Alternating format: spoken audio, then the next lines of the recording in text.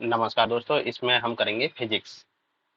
तो सबसे पहले टर्मिनोलॉजी देख लेते हैं। द्रव्य द्रव्य वह है जो स्थान घेरता है, जिसका भार होता है, जिसे ज्ञान इंद्रियों द्वारा अनुभव किया जा सकता है। फिर आता है द्रव्यमान।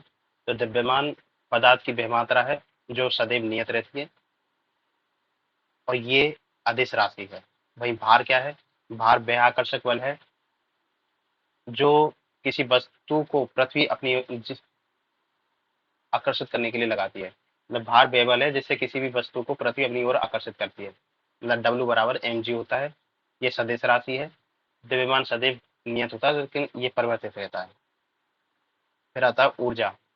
ऊर्जा कार्य करने की क्षमता होती है, उसे ऊर्जा कहते हैं। ऊर्जा संरक्षण का नियम तो पता ही होगा। ऊर्जा ना तो नष्ट की जा सकती है, ना ना ही इसे उत्पन्न किया जा सकता है। बस ये एक माध्यम से दूसरे माध्यम में बदलती है। और ई बराबर एम सी स्क्वायर होता है। फिर फिर आता है मात्रक की पद्धतियां एम के एस, सी जी एस और F P S. F P S में फीट सेकंड पाउंड होता है। सी जी एस में सी एम सेकंड और ग्राम होता है।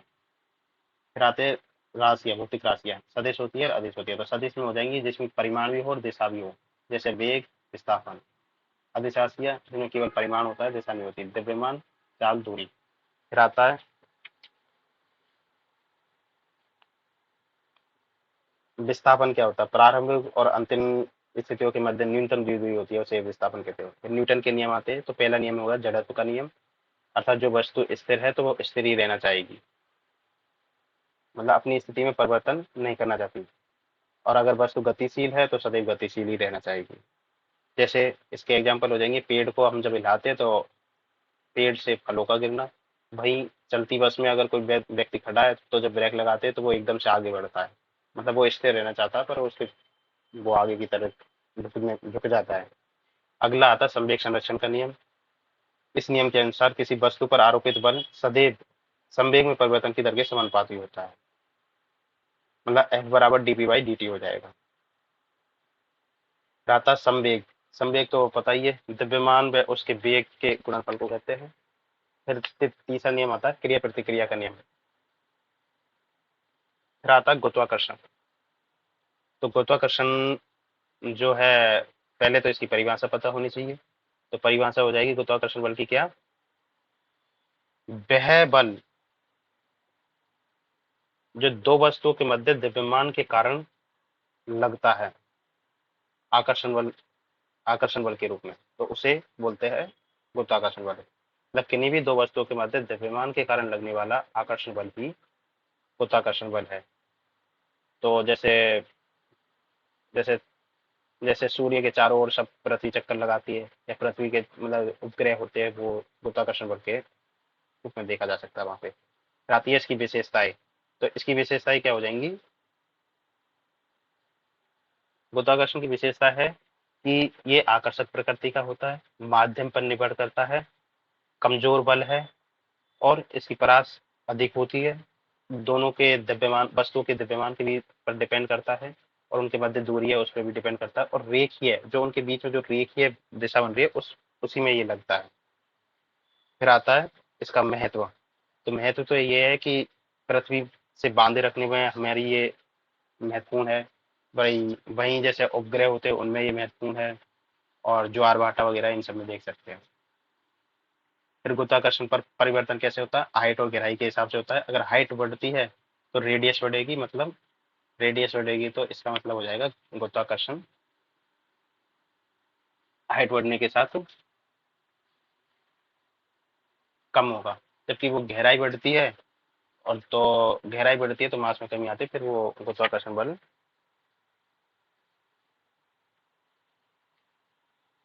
गुरुत्वाकर्षण में वृद्धि हो जाएगी।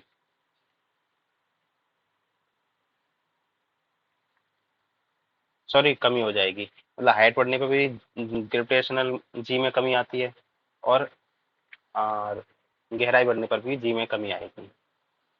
फिर इसका ग्राफ होएगा, पहले यूं रेखीय होगा, फिर यूं एस टाइप से होगा। यहाँ जी आएगा और यहाँ आएगा रेडियस। फिर आता है केपलर का नियम। तो केपलर का पहला नियम है कक्षाओं के नियम के रूप में जाना जाता है। इस नियम के अनुसार प्रत्येक ग्रह सूर्य के चारों ओर दीर्घवृत्ताकार कक्षा में परिक्रमा करता है तथा सूर्य ग्रह की कक्षाओं के किसी फोकस बिंदु पर स्थित होता है। तो ये होता है। अगला आता है इसका सेकंड नियम जो होता है क्षेत्रीय वेग का नियम। सूर्य तथा ग्रह को मिलाने वाली रेखा समान समान में समान क्षेत्रफल तय करती है। समान समय में समान क्षेत्रफल मतलब कहने का मतलब ये है कि अगर सूर्य के नजदीक में रहेगा कोई उपग्रह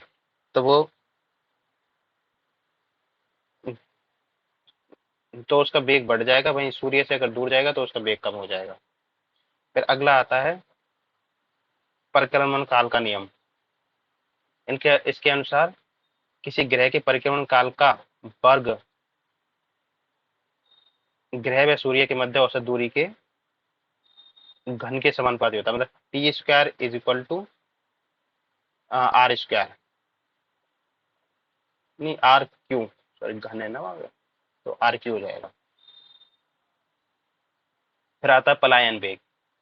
वह वेग जिससे फेंका कोई वस्तु को फेंका जाए तो पृथ्वी पर लौट कर नहीं आते तो उसे पलायन वेग हो जाएंगे। फिर अभिकेंद्री बल, पृथ्वी की वृत्तीय गति के कारण जो केंद्र की ओर बल लगता है उसे अभिकेंद्री बल कहते हैं, जबकि बाहर की ओर लगता है तो उसे अपकेंद्री बल कह देंगे।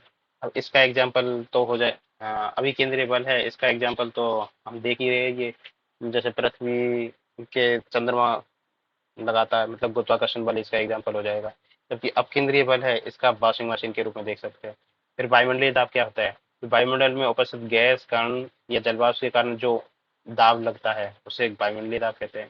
फिर उत्प्लावन बल किसे कहते हैं? अगर कोई वस्तु को जल में डुबोया जाता है तो जल के डूबने की प्रवृत्ति का विरोध करने वाला ऊपर की ओर सतह की ओर जो बल लगता है उसे उत्प्लावन बल कहते हैं। फिर आर्किमिडीज का सिद्धांत क्या है? आर्किमिडीज का सिद्धांत हो जाएगा जब कोई वस्तु पूर्णतः या आंशिक रूप से जल में डुबोई जाती है तो उसके भार में कमी होती है। जो ये भार में कमी होती है वह उस वस्तु के द्वारा हटाए गए जल के भार के बराबर होती है। यही आर्किमिडीज का सिद्धांत है। अब देखो, जैसे अगर वायुमंडलीय दाब है उसे बढ़ाया जाता है तो क्वथनांक बढ़ता है और गलनांक घट जाता है। तो प्रेशर कुकर में खाना क्वथनांक बढ़ने के कारण जल्दी पकता है, तो ऊंचाई पर वायुमंडलीय दाब कम होने के कारण खाना देर से पकता है। ये इसका एक एग्जाम्पल है। बाकी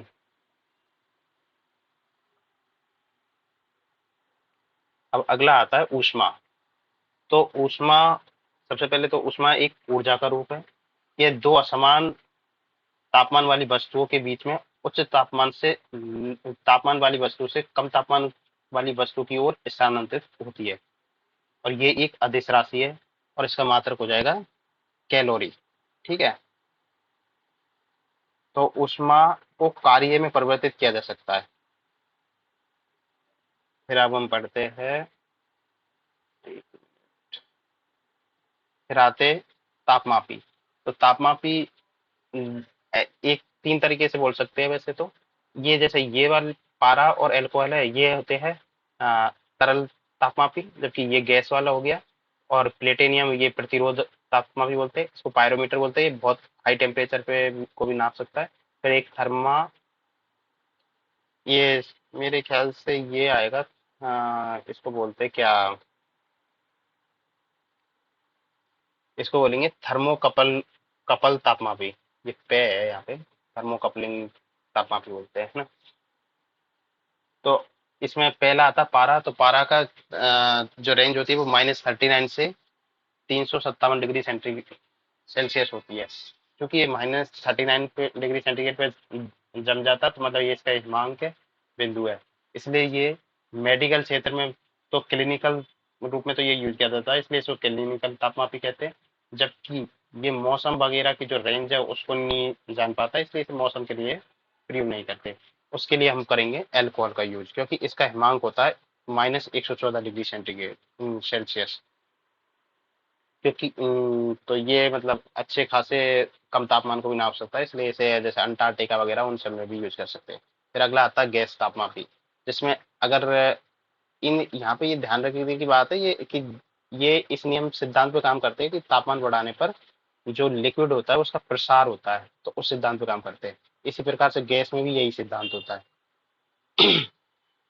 तो H2 गैस है वो 500 डिग्री सेंटीग्रेड तक नाप सकता है, जबकि N2 है वो 1500 डिग्री सेंटीग्रेड तक नापता है। फिर प्लेटिनम प्रतिरोध तापमापी, इसमें ये होता है कि टेम्परेचर बढ़ाने पर रेसिस्टेंस बढ़ता है, तो इसी सिद्धांत पर ये काम करता है। तो ये -200 से 1200 डिग्री सेंटीग्रेड तापमान को माप सकता है। फिर आता है पायरोमीटर, पिंड गर्म होने पर विकिरण उत्सर्जित करते हैं जो तापमान में के चतुर्थ घात के समानुपाती होता है। जो विकिरण उत्सर्जित करते हैं वो तापमान के चौथी घात 4T⁴ के समानुपाती होता है, तो उस सिद्धांत पर ये काम करता है। ये 800 डिग्री सेंटीग्रेड से अधिक तापमान माप सकता है। फिर आता है थर्मोकपलिंग है, ये इतना इंपॉर्टेंट नहीं है, इसको छोड़ दो।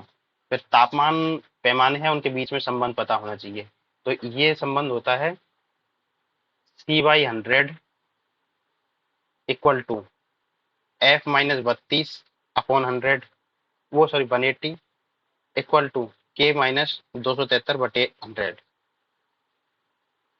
ये फॉर्मूला याद रखना पड़ेगा। फिर अगला आता है ऊष्मीय प्रसार। ऊष्मीय प्रसार, सामान्यतः सभी पदार्थ ऊष्मा पाकर प्रसारित होते हैं, उनके आयतन में वृद्धि होती है, यही ऊष्मीय प्रसार का सिद्धांत है। ठोस ऊष्मा पाकर प्रसारित होते हैं, इसलिए रेल की पटरी के बीच में गैप छोड़ते हैं। खंभों में लगे तार है उन्हें ढीला छोड़ा जाता है। अब ऊष्मीय प्रसार है, इसके विपरीत काम करता है कौन सा, जल होता है वो, क्योंकि ताप जैसे 0 डिग्री से 4 डिग्री तक ताप टेम्परेचर तो बढ़ रहा है, पर जल के आयतन में वृद्धि नहीं होती है, बल्कि आयतन में कमी होती है। पर 4 डिग्री के बाद वह उसके आयतन में भी कमी होती है, मतलब वृद्धि होती है। तो ये जल का ध्यान रखने की जरूरत है कि 0 से 4 डिग्री तक है जो घनत्व में वृद्धि होगी, आनत आयतन में कमी होगी, जबकि 4 से ज्यादा में आयतन में वृद्धि होगी तो घनत्व में कम हो जाएगी। तो घनत्व इसका जल का सबसे अधिक होगा 4 डिग्री पे। फिर आता है ऊष्मा का स्थानांतरण। इसकी 3 विधियां होती है, चालन विधि, संवहन और विकिरण। तो चालन वाली जो विधि होती है उसमें अणु अपने स्थान का मतलब परित्याग नहीं करते, वो बस केवल वहां पे कंपन उत्पन्न करते, उसके माध्यम से ही ये ऊष्मा का स्थानांतरण करते हैं। ये ठोसों में होती है, जबकि अगली संवहन आती है जो द्रव और गैसों में होती है, इसमें स्थान का परित्याग करते हैं अणु, तो ये इंपॉर्टेंट है। फिर अगला आता है विकिरण। विकिरण में माध्यम की आवश्यकता ही नहीं होती, केवल ये इलेक्ट्रोमैग्नेटिक वेग विद्युत चुंबकीय किरणों के माध्यम से ये ऊर्जा का स्थानांतरण करते हैं। जैसे फिर जो सूर्य से हमें ऊर्जा की प्राप्ति होती है वो विकिरण के माध्यम से होती है। फिर अगला आता है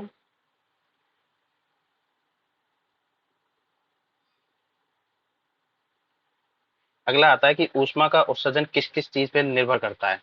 तो ऊष्मा का उत्सर्जन डिपेंड करता है वस्तु के तापमान पर, उसके क्षेत्रफल पर, उसके पदार्थ की प्रकृति कैसी है, तो उन सब पे डिपेंड डिपेंड करता है। जैसे काली और खरदरी वस्तुओं का ऊष्मा उत्सर्जन अधिक होता है, जबकि श्वेत और चिकनी वस्तु है उनका ऊष्मा उत्सर्जन कम होता है। इसलिए ही चाय के कम हल्के रंग व चिकने होते हैं। फिर आता है किरचॉफ का नियम। इसके अनुसार जो अच्छे उत्सर्जक होते हैं वही अच्छे अवशोषक होते हैं। इसमें फिर काली एग्जाम्पल हो जाएगा इसका, काली वस्तु है। फिर आता है न्यूटन का शीतलन का नियम। इसके अनुसार ऊष्मा क्षय की जो दर है वह वस्तु के तापमान और परिवेश या माध्यम के तापमान के अंतर के समानुपाती होती है। मतलब dH/dt इक्वल टू T-T0। फिर आता है विशिष्ट ऊष्मा और ऊष्माधारिता। किसी वस्तु के 1 ग्राम द्रव्यमान का तापमान 1 डिग्री सेंटीग्रेड बढ़ाने हेतु आवश्यक ऊष्मा को विशिष्ट ऊष्मा कहते हैं। तो जल की विशिष्ट ऊष्मा होती है अधिक, इसलिए वो ना तो जल्दी से गर्म होता है ना ही जल्दी से ठंडा होता है। इसी तरीके से जो रेत होती है उसकी विशेष ऊष्मा कम होती है, इसलिए वो जल्दी से मतलब गर्म, और गर्मी में गर्म और जल्दी ठंडी में ठंड हो जाती है। फिर आता है ऊष्माधारिता। तो किसी वस्तु के कुल द्रव्यमान का तापमान 1 डिग्री बढ़ाने के लिए जितनी ऊष्मा आवश्यकता होती है उसे ऊष्माधारिता कहते हैं। फिर आता है गुप्त ऊष्मा। किसी पदार्थ की इकाई मात्रा निश्चित तापमान पर किसी पदार्थ की इकाई मात्रा की अवस्था परिवर्तन हेतु जो आवश्यक ऊष्मा है उसे बोलते हैं गुप्त ऊष्मा। यह एक अदिश राशि होती है। यह एक अदिश राशि है, और कैलोरी तो इसका मात्रक हो ही जाएगा। अब ये दो तरीके की होती है, एक गलन की गुप्त ऊष्मा और बाष्पन की गुप्त ऊष्मा। मतलब अगर मान लो आइस है, उसे वाटर में गलाना है, तो एक निश्चित तापमान पर 1 ग्राम ठोस को द्रव में बदलने के लिए जो आवश्यक ऊष्मा है उसे गुप्त ऊष्मा गलन की गुप्त ऊष्मा बोल देंगे। वहीं 1 ग्राम द्रव को गैस में बदलने के लिए आवश्यक ऊष्मा है उसे बाष्पन की गुप्त ऊष्मा कह देंगे। ये एक स्पेसिफिक टेम्परेचर पर होती है। तो ये ऊष्मा हो गया हमारा। अब अगला आता है तरंगे। तो तरंगों के लिए हम सबसे पहले तो ये पता होना चाहिए कि तरंगे कितने प्रकार की होती है। तो तरंगे 2 प्रकार की होती है, और उससे भी पहले ये पता होना चाहिए कि तरंग होती क्या है। तो तरंग एक प्रकार का विक्षोभ है जो माध्यम के वास्तविक परिवर्तन के बिना गति करता है।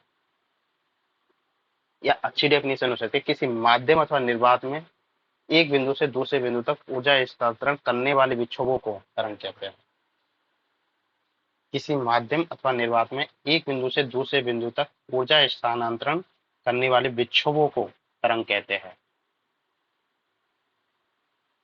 फिर तरंग 2 प्रकार की होती है, यांत्रिक तरंग और अयांत्रिक तरंग। तो यांत्रिक तरंग और अयांत्रिक तरंग है, उनमें क्या अंतर होता है, इसके लिए मैं आपको एक तो यूट्यूब इंटरनेट पे दिखाता हूँ।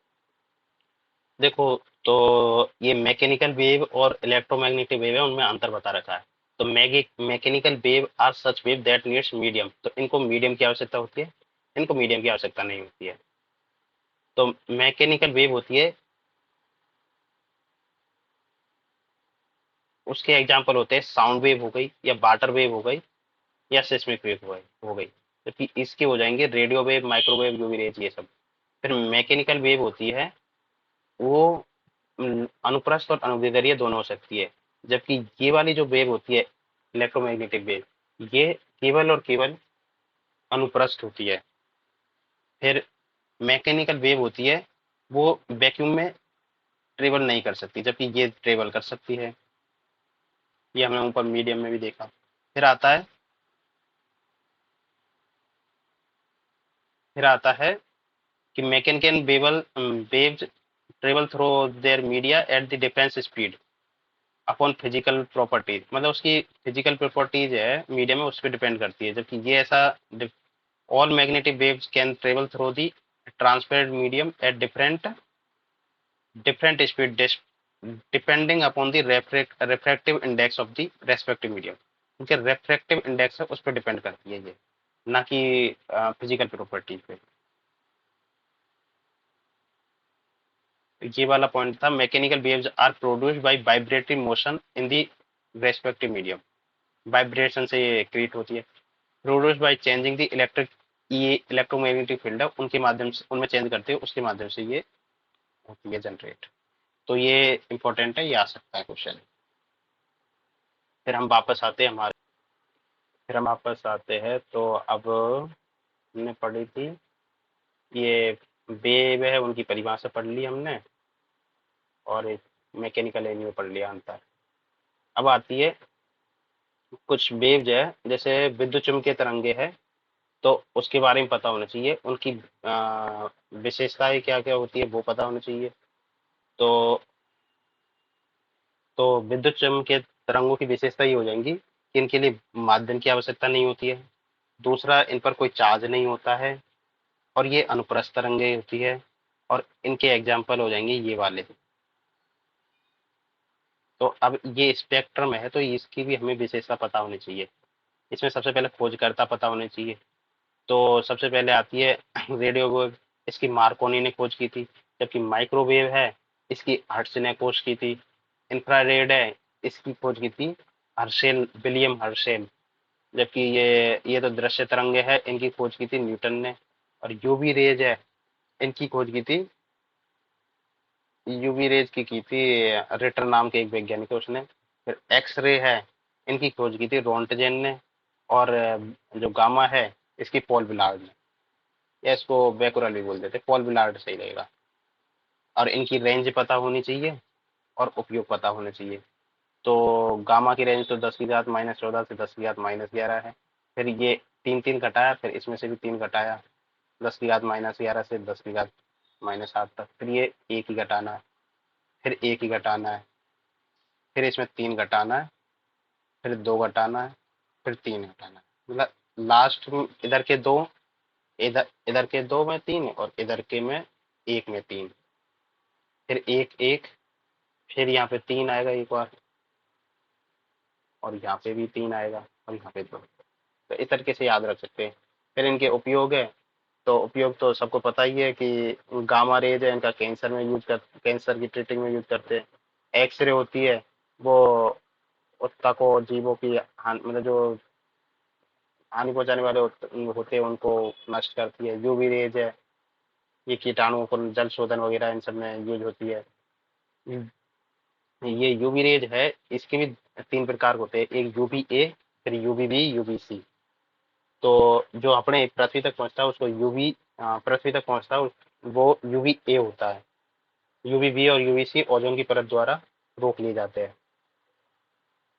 जो बहुत हानिकारक हो जाएंगे। तो फिर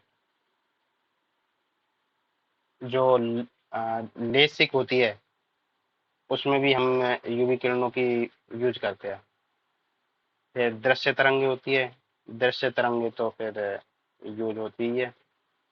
फिर आती है इंफ्रारेड, इंफ्रारेड तो ये टीवी रिमोट वगैरह में होती है जो। फिर माइक्रोवेव, सैटेलाइट, वेटेलाइट। रेडियो वेव तो पता ही है, हमें ये सब रेडियो में यूज होती है, रडार में, इन सब में, टॉय कार वगैरह में। फिर ये हमारा हुआ ये वाला कंप्लीट पोर्शन। फिर आता है ध्वनि। तो ध्वनि का, ध्वनि, तो ध्वनि तरंगे की सबसे पहले तो विशेषता हो जाती है। तो ध्वनि तरंगे यांत्रिक तरंगे होती है, ये अनुदैर्ध्य होती है, इन्हें माध्यम की आवश्यकता होती है, और ये ठोस द्रव गैस सभी माध्यम में गमन कर सकती है। चंद्रमा वहां पर है जो ये माध्यम नहीं होता, इस वजह से वहां पे ध्वनि तरंगों का यूज नहीं होता। अब आता है तरंग, ये तरंगे जो किसी भी वस्तु में कंपन के कारण उत्पन्न होती है। फिर ये तीन तरीके की होती है, अपश्रव्य, श्रव्य और पराश्रव्य। तो ये वाली याद रखो कि 20 से 20,000 हर्ट्ज, किलो हर्ट्ज के बीच में होती है, तो ये मनुष्य सुन सकते हैं। ये 20,000, 20 हर्ट्ज से कम होती है तो इनको मनुष्य सुन नहीं पाते, नहीं केवल हाथी, खरगोश, चींटी ये सब सुन पाते हैं। भूकंप के दौरान उत्पन्न होती है ये वाली अपश्रव्य।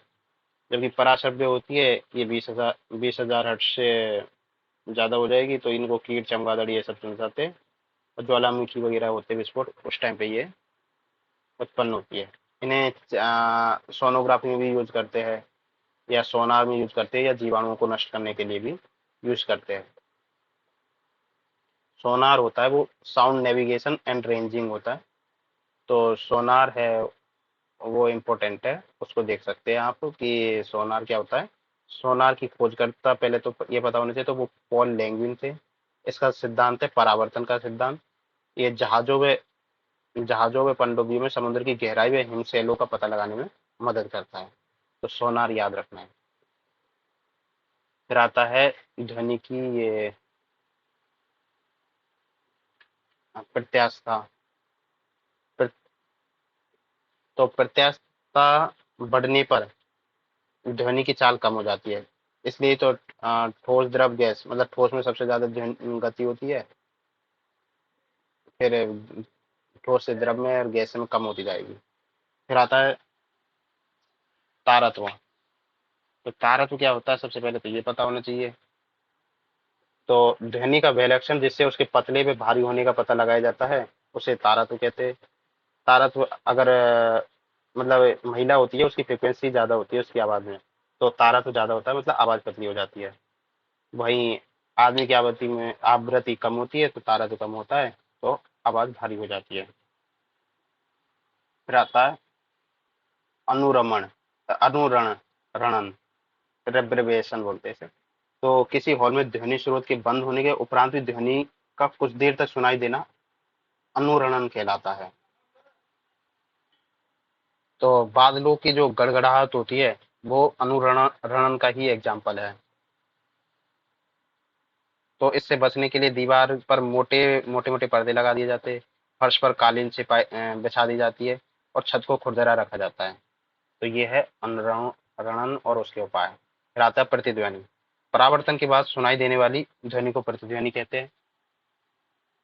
तो प्रतिध्वनि के लिए कुछ कंडीशन होती है, जैसे उस परावर्तन ध्वनि और वास्तविक ध्वनि है उनके बीच में 0.1 सेकंड का अंतर होना चाहिए, कम से कम। फिर उनके बीच में दूरी है जो 17 मीटर की होनी चाहिए, मतलब श्रोता और परावर्तक सतह के बीच में कम से कम दूरी 17 मीटर की होनी चाहिए, परावर्तक सतह बड़ी होनी चाहिए। ये प्रतिध्वनि की कंडीशन है। फिर आता है तरंग का अपवर्तन। तो तरंगों का अपवर्तन ये है कि जब तरंग एक माध्यम से दूसरे माध्यम में जाती है तो अपने पथ से विचलित हो जाती है, उसे अपवर्तन कहते हैं। अगर सघन से विरल में जाती है तो ये अभिलंब से दूर हटती है, वही विरल से सघन में जाती है तो अभिलंब की ओर झुकती है। तो ये बस पता होना चाहिए। फिर अगला आता है व्यतिकरण। जब दो ध्वनि तरंगे किसी माध्यम में संचरित होते हुए किसी बिंदु पर मिलती है तो ध्वनि ऊर्जा का पुनर्वितरण हो जाता है। इस परिघटना को ध्वनि का व्यतिकरण कहते हैं। जब दोनों ध्वनि तरंगे किसी माध्यम में संचरित होते हुए किसी बिंदु पर मिलती है तो ध्वनि की ऊर्जा का पुनर्वितरण होता है। इस घटना को ध्वनि का व्यतिकरण कहते हैं।